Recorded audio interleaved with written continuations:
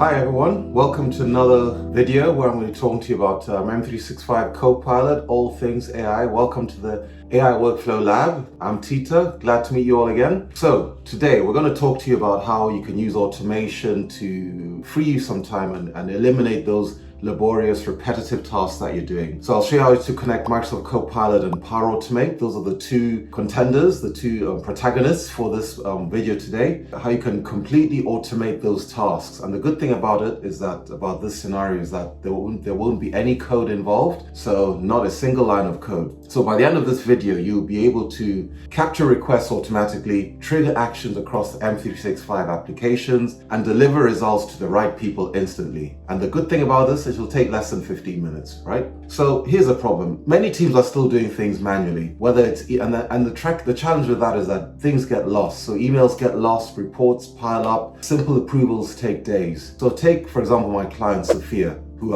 I've made up the name, obviously, but the scenario is something that I'm sure you can all resonate with. She's a product manager, manually tracking requests from the teams, from emails and SharePoint, and every week she loses many hours just trying to coordinate those tasks. And that's where Copilot and Power Automate can change the game. It lets you describe your workflow in plain English, then it builds it for you. How cool is that, right? So the dynamic duo, that's what it looks like. You can see I'm in Power Automate, and you can see there's Copilot accessible within the Power Automate. So you've got some placeholders for typical type of things you'd like to automate, whether it's when a new item is created in SharePoint, send me an email, copy all rows of an Excel file to another Excel file with a click of a button, and so on. So it's amazing how these things can be done for you without any code writing. So Copilot is the natural language bridge where you do the natural prompting, and then Power Automate is the engine in the background. It connects to over 1,000 apps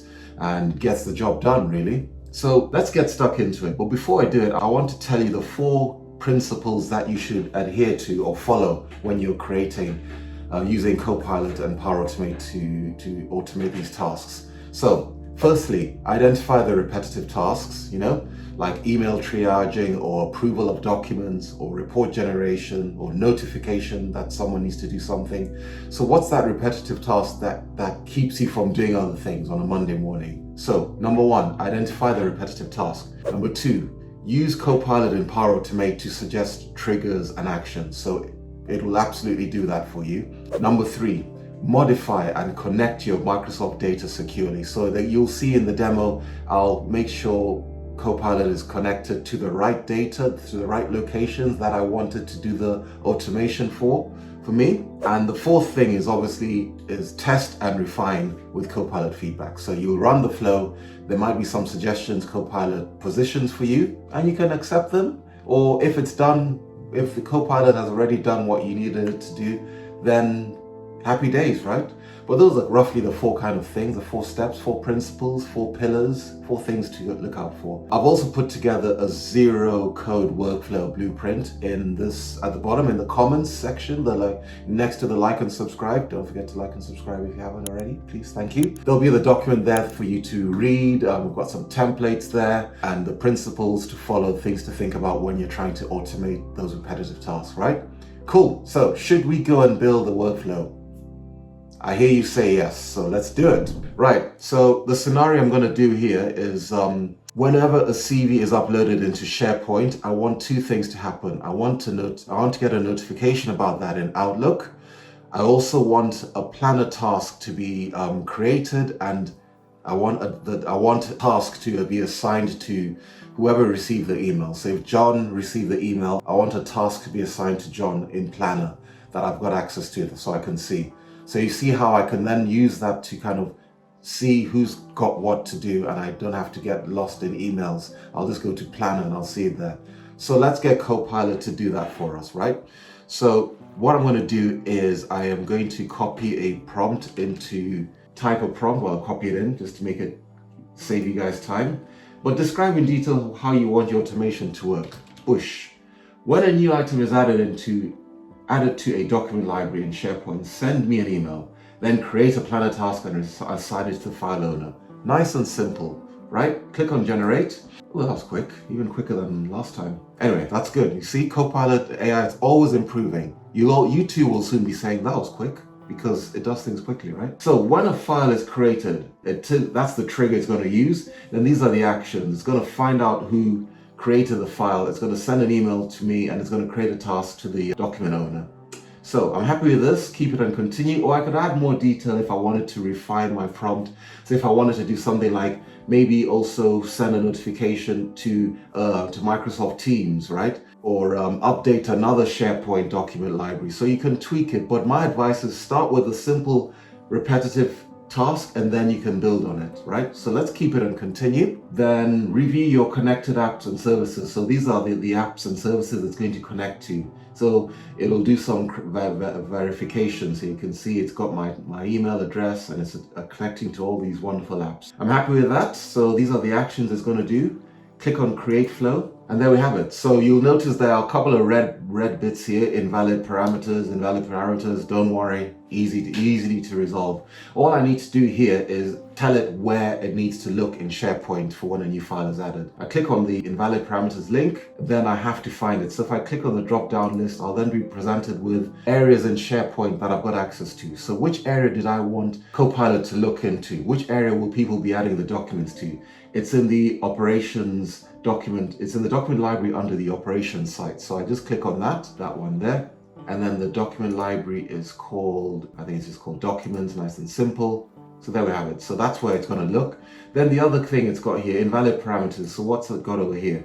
Right, we need to tell it which planner do we want the task to be assigned to. So we've got you may have several planners, and mine has got, the one I've got is called operations onboarding. And so I need to select that, and then I need to select the actual planner. So the planner ID, I should say. So the assumption here is you've already got planner set up, and you just need, and you're using Planner to manage things, where you want to expand that usage by getting Copilot to automatically assign tasks to individuals within Planner.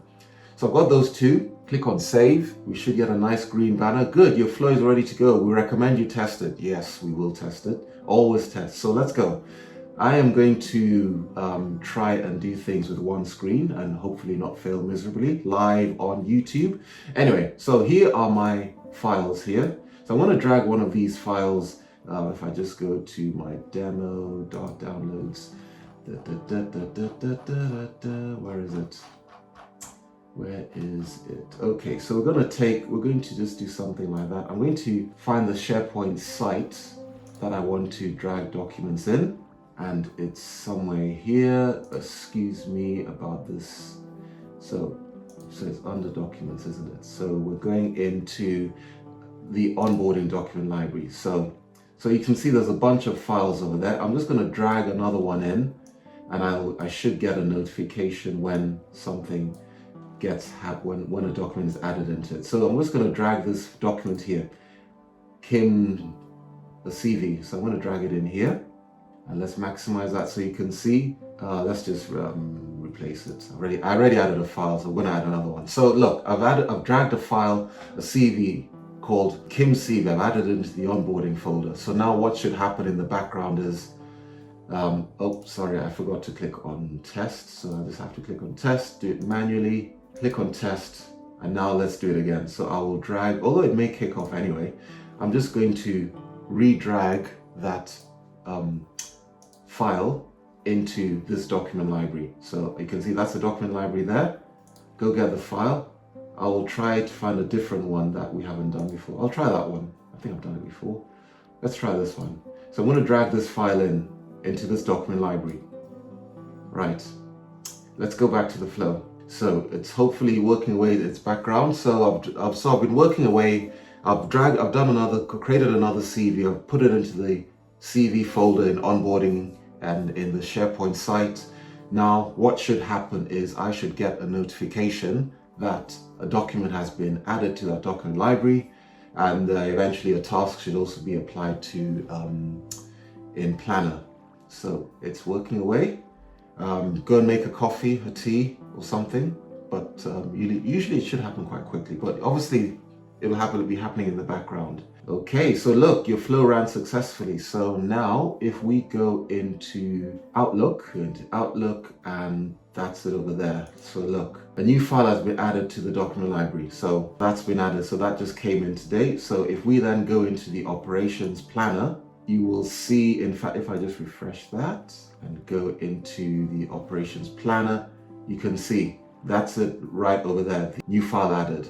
So obviously you can see previous ones that were done recently. There were only 3 here, now there are 4. So the task has been added, it's been assigned to me because I was a document owner. I created the document, so it's added that task in Planner, and it's done the email notification as well. And all that from a simple prompt, all that from this basic prompt. So that's a good thing, right? Obviously you can refine it and make it larger, etc. But this was just to give you an understanding of how you can use Power Automate and Copilot to automate these type of tasks. So I hope you enjoyed that. Now, before I close, a couple of things to look out for. You need to be wary before you start, firstly, things to avoid: trigger overload even. So keep your flows nice and simple. One simple, clear goal. That's it. Permissions issues. Make sure Power Automate has access to the data. You saw how I had to make sure pointed to the right document library, etc. And 3, poor documentation. Keep a simple record of the flow that you've created so that others can use it going forward. But that's about it, Hopefully you enjoyed the video this week, and you've seen how Power Automate and Copilot can be used to automate these repetitive tasks. I encourage you to have a look at the playbook that's in the comments, and also give it a go yourself. So that's it for this time on the AI Workflow Lab. I'm Tita, and I hope to see you on the next video, which will continue to talk about how you can use Copilot to automate things and make your life a lot better. Although you have a great life it is now, you know what I mean? I mean, deal with all the painful automation, the painful repetitive tasks, yada, yada, yada. So I hope you enjoyed it. Can't wait to see you on the next time or the next one. Bye for now.